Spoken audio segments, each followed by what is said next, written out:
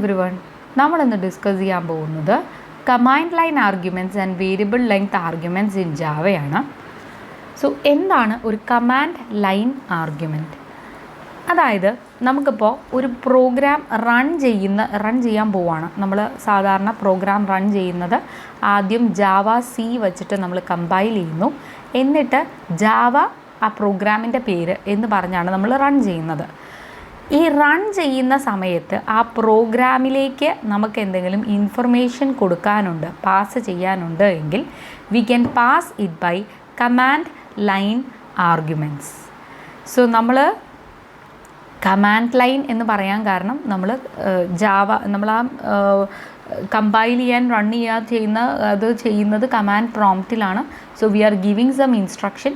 ആ കമാൻഡ്സ് ആണ് java c sample.java എന്ന് പറയുന്നത് ഒരു കമാൻഡാണ്. So that is called command line ആണ്. സോ ഇവിടെ കമാൻഡ് ലൈനിൽ നമ്മൾ ആർഗ്യുമെൻറ്റ്സ് പാസ് ചെയ്യുന്നതിനെയാണ് നമ്മൾ കമാൻഡ് ലൈൻ ആർഗ്യുമെൻറ്റ്സ് എന്ന് പറയുന്നത്. അതായത് ജാവ സാമ്പിൾ എന്ന് കഴിഞ്ഞിട്ട് നമുക്ക് ആ പ്രോഗ്രാമിൻ്റെ പേരിൻ്റെ കൂടെ നമുക്ക് വേണമെങ്കിൽ 1 2 3 നമുക്ക് ഇഷ്ടമുള്ള ആർഗ്യുമെൻറ്റ്സ് നമുക്ക് അതിൻ്റെ കൂടെ പാസ് ചെയ്ത് കൊടുക്കാവുന്നതാണ്. അതാണ് command line arguments. So command line argument is the information what follows program name on the command line when it is executed. അത് എക്സിക്യൂട്ട് ചെയ്യാൻ നേരത്ത് നമ്മൾ പ്രോഗ്രാം നെയിം കഴിഞ്ഞ് കൊടുക്കുന്ന ആർഗ്യുമെൻറ്റ്സിനെയാണ് നമ്മൾ കമാൻഡ് ലൈൻ ആർഗ്യുമെൻറ്റ്സ് എന്ന് പറയുന്നത്.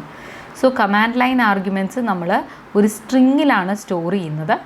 So string array pass to the arguments of മെയിനിൽ നമുക്കതിനെ റിസീവ് ചെയ്യാൻ പറ്റും. സോ നമ്മളുടെ മെയിനിൻ്റെ സിൻടാക്സ് ഓർത്താൽ മതി. Public static void main string ARGS. ഈ സ്ട്രിങ് ARGS എന്തിനാണ് എന്ന് വച്ചു കഴിഞ്ഞാൽ ഈ കമാൻഡ് ലൈൻ ആർഗ്യുമെൻറ്റ്സിനെ എടുത്തു വയ്ക്കാനാണ് നമ്മൾ സ്ട്രിങ് ARGS യൂസ് ചെയ്യുന്നത്.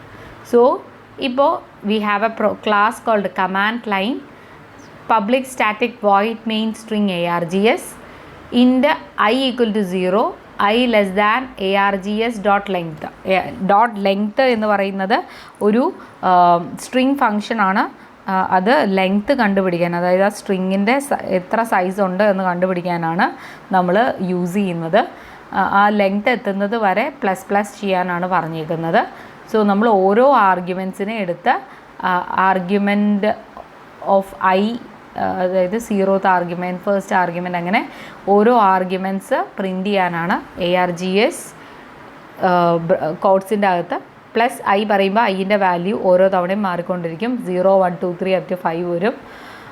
ദെൻ ARGSൻ്റെ വാല്യൂ പ്രിൻ്റ് ചെയ്യാനാണ് പറഞ്ഞേക്കുന്നത്.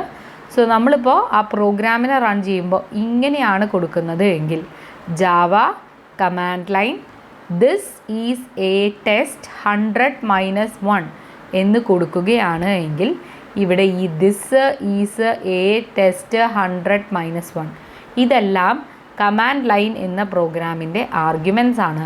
ഈ ആർഗ്യുമെൻറ്റ്സിനെ ഈ സ്ട്രിങ് ARGSൻ്റെ അടുത്ത് കയ്യിൽ സ്റ്റോർ ആവുന്നു.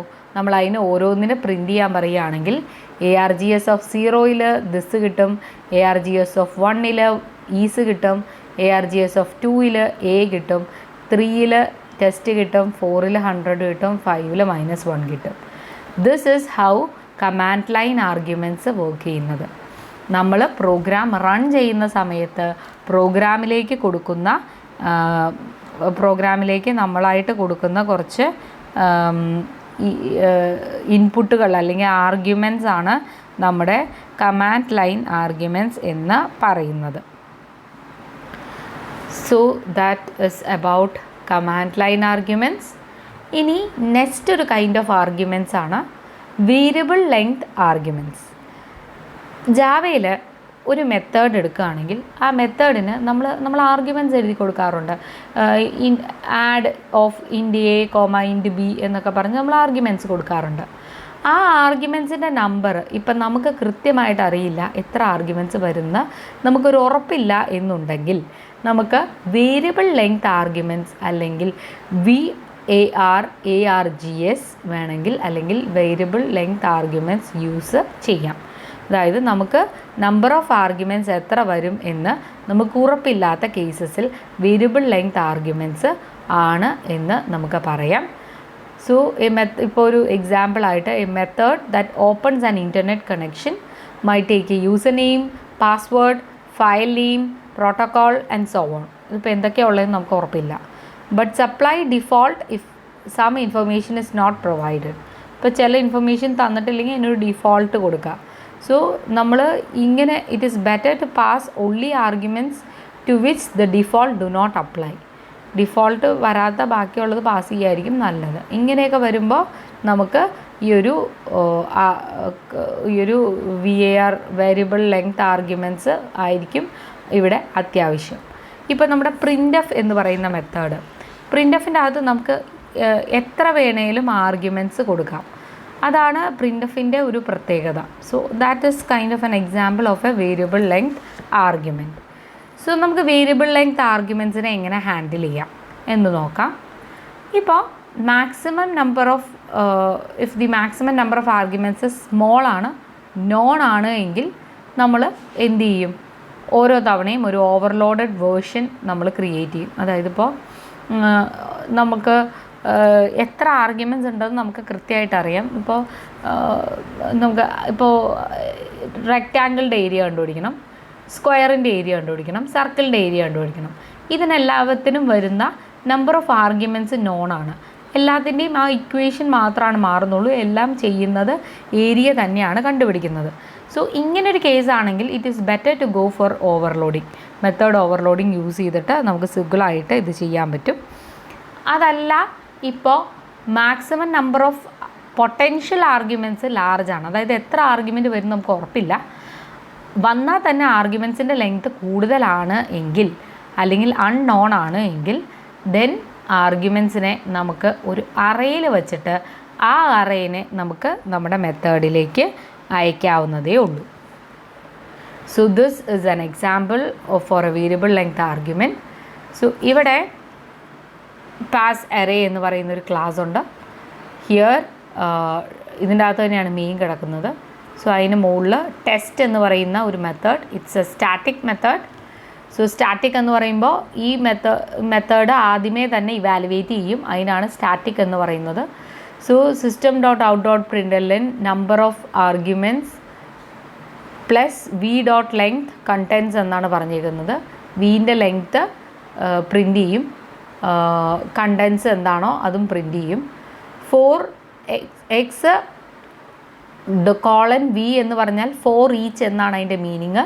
അതായത് ആ v എന്ന് പറയുന്ന അറയ്ക്കകത്തുള്ള എലമെൻറ്റ്സ് തീരുന്നത് ഓരോ എലമെൻറ്റിനെ x ആയിട്ട് ഇങ്ങനെ എടുത്തുകൊണ്ടിരിക്കും. എക്സിനെ നമ്മൾ പ്രിൻ്റ് ചെയ്യുന്നു. സോ ഇതാണ് നമുക്ക് വേണ്ടത്. സോ ഇപ്പോൾ മെയിനിൻ്റെ അകത്ത് ഞാൻ ഇങ്ങനെ ചെയ്തു വെച്ചേക്കാണ്. N1 എന്ന് പറയുന്നത് ഒരു അറയാണ്. അതിൻ്റെ അകത്ത് 10 എന്ന് പറയുന്ന ഒരു എലമെൻറ്റ് മാത്രമേ ഉള്ളൂ.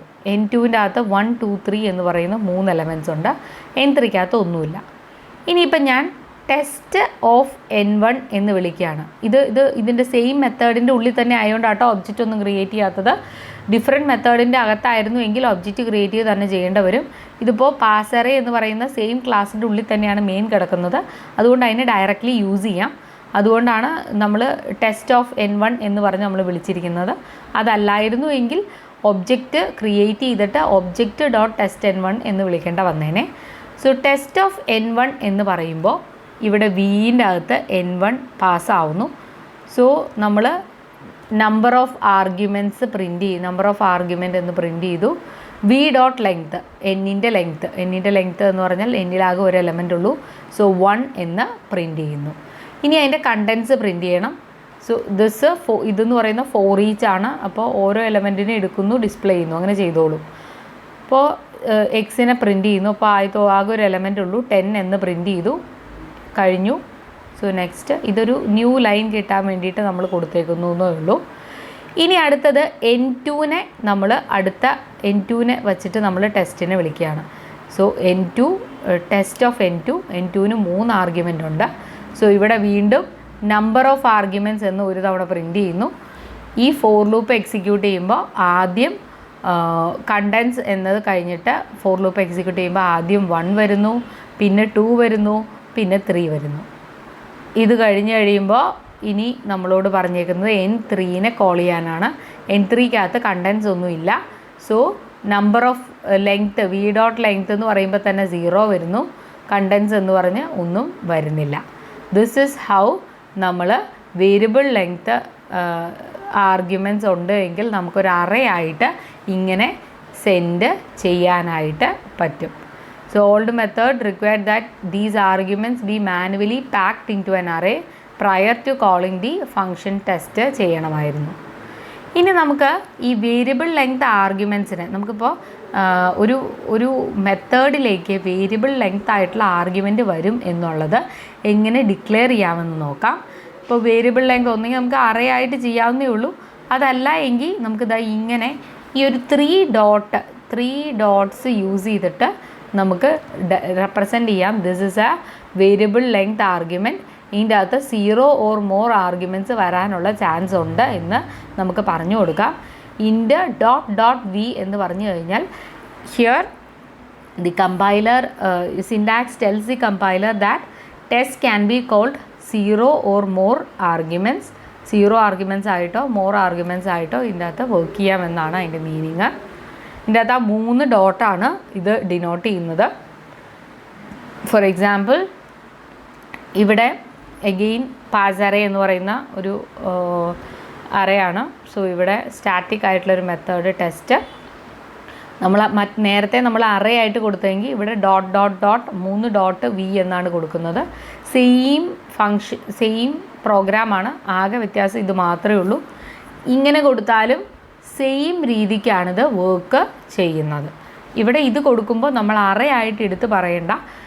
0 ഓർ മോർ ആർഗ്യുമെൻറ്റ്സ് എന്ന് പറഞ്ഞു കഴിഞ്ഞിട്ടുണ്ടെങ്കിൽ നമുക്ക് എത്ര ആർഗ്യുമെൻറ്റ് വന്നാലും it will handle on its own. ഇതാണ് 3 ഡോട്ട്സ് യൂസ് ചെയ്തിട്ട് വേരിയബിൾ ലെങ്ത് ആർഗ്യുമെൻറ്റ്സ് യൂസ് ചെയ്യുന്ന രീതി. So a method can have normal parameters along with variable length പാരാമീറ്റേഴ്സും കൂടി വരാം. പക്ഷേ വേരിയബിൾ ലെങ്ത് പാരാമീറ്റേഴ്സ് എപ്പോഴും അവസാനത്തെ പാരാമീറ്റർ ആയിട്ട് വേണം കൊടുക്കാൻ. അതായത് ഇപ്പോൾ ഇൻഡ് എ അതൊരു സാധാ പാരാമീറ്ററാണ്, ബി എ നോർമൽ പാരാമീറ്ററാണ്, സി നോർമൽ പാരാമീറ്ററാണ്, ഇത് വേരിയബിൾ ലെങ്ത് പാരാമീറ്ററാണ്.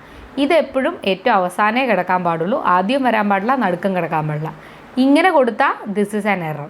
നടുക്കമായിട്ട് കൊടുത്തു കഴിഞ്ഞാൽ ഇറ്റ് ഇസ് ആൻ എറർ. അവസാനമായിട്ട് കൊടുത്താൽ കുഴപ്പമൊന്നുമില്ല. അതായത് ABC കഴിഞ്ഞിട്ട് പിന്നെ ചിലപ്പോൾ ഒറ്റ പാരാമീറ്റർ ഉണ്ടാവില്ല, അല്ലെങ്കിൽ n നമ്പർ ഓഫ് പാരാമീറ്റേഴ്സ് ഉണ്ടാകാം. എത്ര വേണേലും വരാം, 1 ആകാം, 2 ആകാം, 3 ആകാം. നടുക്ക് കൊടുത്താൽ നമുക്ക് തന്നെ കൺഫ്യൂഷനാവും. ഇതിപ്പോൾ ബൂളിയൻ എവിടെ സ്റ്റോപ്പ് ഫ്ലാഗ് എവിടെ തുടങ്ങി എവിടെ തീർന്നു മനസ്സിലാകത്തില്ല. അതുകൊണ്ട് ഇങ്ങനെ കൊടുക്കാൻ പാടില്ല, നടുക്കും കൊടുക്കാൻ പാടില്ല, തുടക്കവും കൊടുക്കാൻ പാടില്ല, അവസാനം മാത്രമേ കൊടുക്കാൻ പാടുള്ളൂ for a variable length argument. So this is about command line arguments and variable length arguments. Hope you have enjoyed this video and benefited from this. Thank you.